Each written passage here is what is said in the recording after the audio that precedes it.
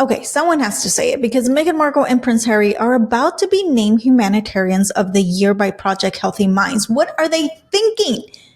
Yes, Harry and Meghan. Meanwhile, Meghan's own father is currently stranded in the Philippines after a devastating earthquake, and she hasn't lifted a finger to help him. This is the same father she cut off for the crime of talking to the press and making some money, while she conveniently talks to the press every single day. So if the hypocrisy could win awards, this right here, my friends, would be the perfect case study. Let's get started.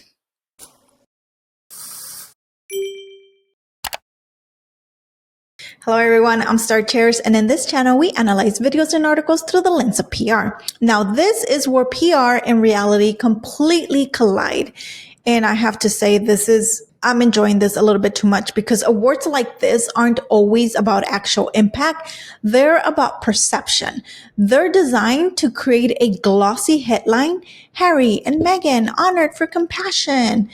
It's image building, plain and simple.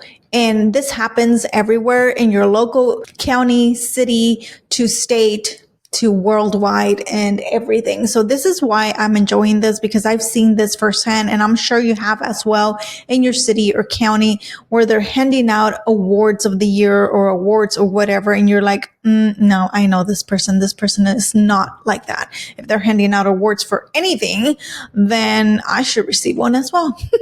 Here's the contradiction, because humanitarian work is about extending empathy, support, and kindness where it's needed. Yet Meghan's own father, her own family, remains abandoned in a disaster zone.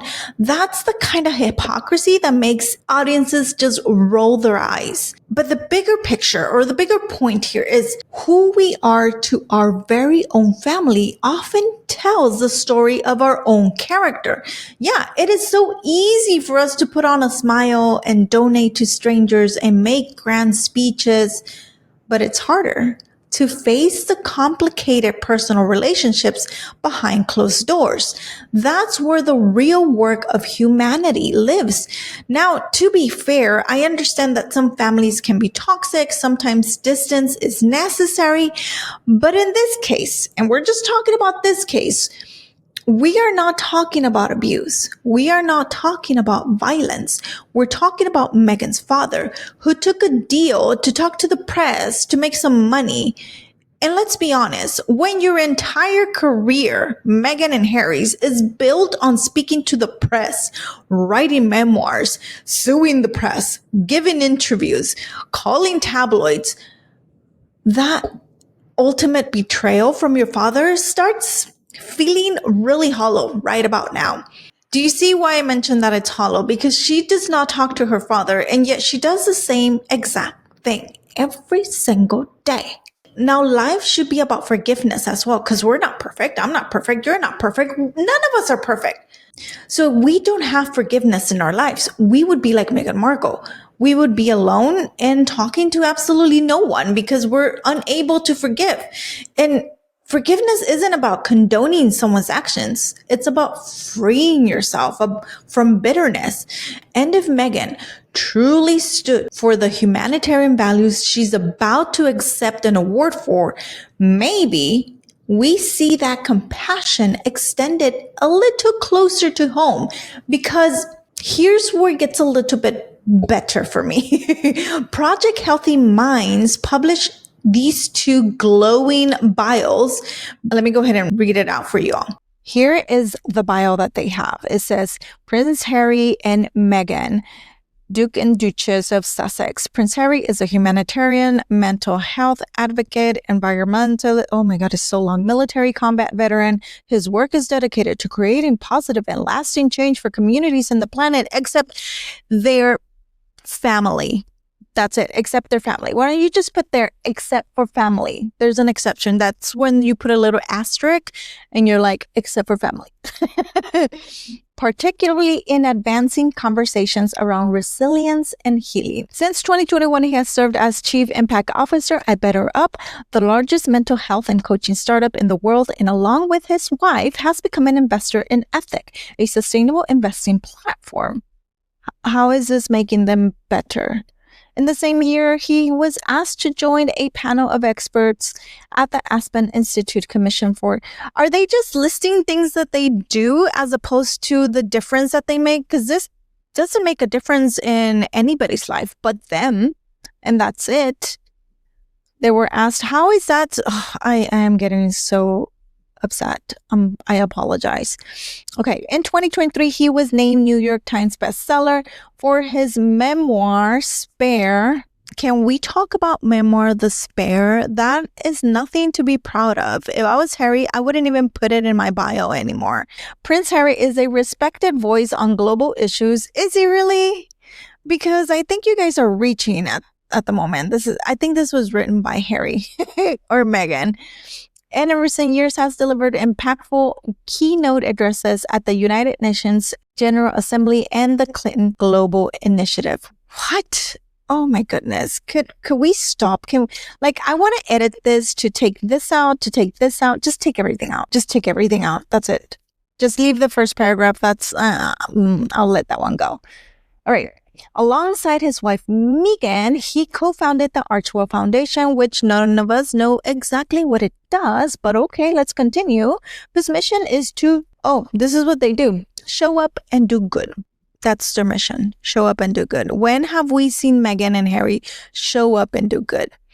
I feel like Harry and Meghan are the ones that show up, do good, and then once the camera get the good part, then they leave. That's what they do. Show up, do good until the camera stops recording, reflecting the ways in which they work to support communities, offline and online. What communities have been supported by Harry and Meghan? Do you guys know? Can you leave it in the comment section below? Because I am lost for words. In ways big and small. This is just word salad right here. The Archwell Foundation focuses on social impact initiatives, including digital safety and education, all under the umbrella of protecting our collective mental health. Prince Harry is also the founder of Invictus Games. No, he isn't.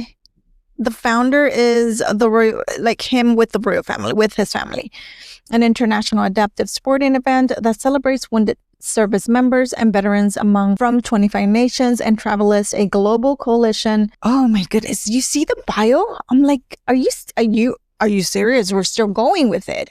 The biggest travel and technology brands focus on promoting sustainable travel practices you don't even take coach. Oh my God. You take private jets. How is this still a thing? Cut that off. Just cut that off. This is embarrassing. His whole bio is embarrassing. His leadership in both environment and mental health advocacy has earned him recognition from Time Magazine 100 Most Influential People, alongside his wife in 2018 and 2021 for his climate work in 2024. For his climate work for all of us except for him, because do as I say, not as I do, right, Harry?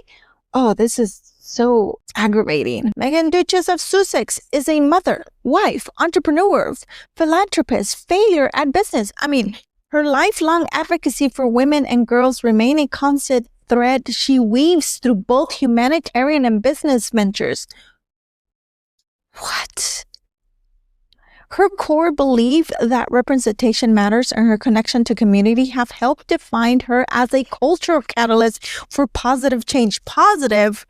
If anything, Meghan and positive change do not go together. Never. We've never seen a positive change. She was named one of Time Magazine's 100 Influential People in 2018 and 2021. She's noted one of the most powerful women in the world, topping lists such as the Financial most 25 most influential women in 2022 and British Vogue 25 in 2021. She was the first guest editor in the history of British Vogue for their July issue in 2019, which was the fastest selling copy in history of the publication. Okay, we'll continue. I'll talk about it right now. Alongside her husband, Prince Harry, she co-founded the art. They're repeating everything again. Show up, do good. Can we just, oh my goodness, take this off. New York Times best-selling author with her children's book, The Bench. Did anybody read that? Because I didn't. I'm like, And continues to create compelling content as she did in 2022. No, she continued to create podcasts too that completely failed. So no, none of it was compelling whatsoever. She launched Archetypes, record-breaking failing podcast, which is no longer alive. It doesn't have a heartbeat. Her 2025 Netflix seriously, her With Love, Meghan highlights her love of entertaining and finding joy in every day. Finding the joy in everyday people.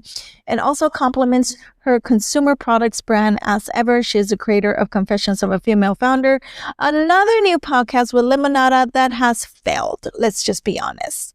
So are we gonna list failures now? Because then I have a very long list of bio as well. I cannot believe that Meghan's bio was basically a huge word salad with glitter.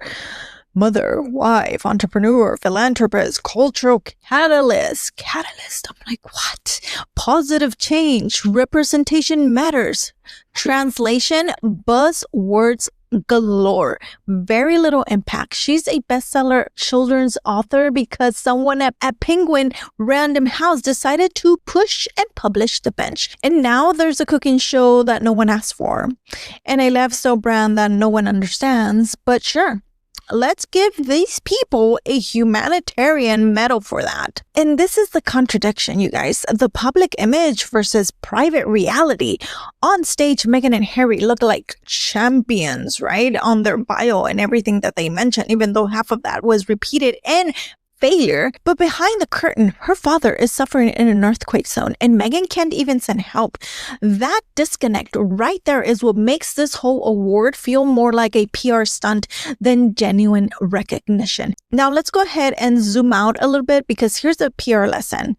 In PR, optics are everything. Organizations like Project Healthy Minds don't just hand out awards because someone is doing the work. They hand them out to attach their nonprofit's name to a high-profile name or a couple.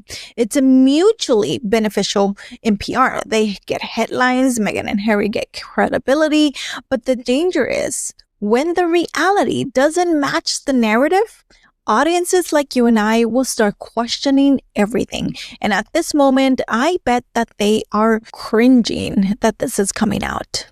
And I can assure you, someone is on the phone trying to figure out what they can do to kind of fix this mess. Oh my goodness. And that's where the hypocrisy hurts the most. You cannot brand yourself as the face of compassion while ignoring your own family. So yes, Meghan and Harry can stand on stage, smile for the cameras, hold their little Humanitarian Award of the Year plaque. But at the end of the day, true humanity isn't about who praises you. It's about who you show up for when nobody is watching.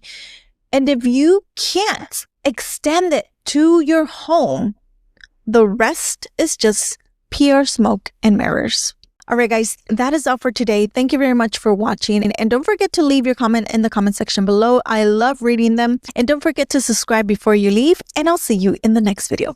Bye.